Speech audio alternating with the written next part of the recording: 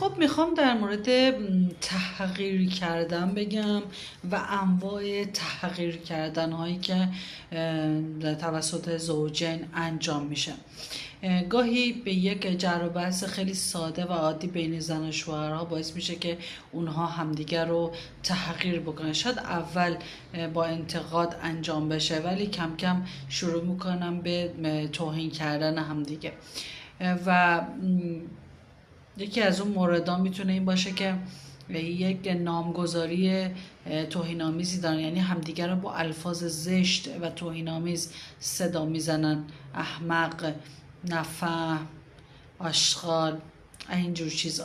یکی دیگه شوخی تحقیر آمیزه، مثلا وقتی که اونو دست میندازین بعد بهش بگین که من فقط شوخی کردم، این فقط شوخی بود، در حالی که شما شخصیت اون رو تحقیر کردید.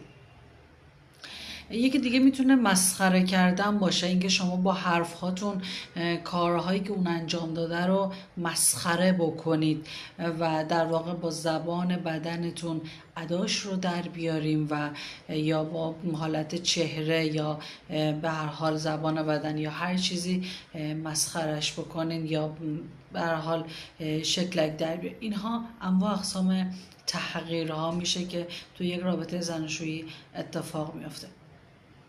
من دکتر امولبرین باقرنژاد هستم، زوج درمانگر و روان درمانگر، هیپنوتراپیست.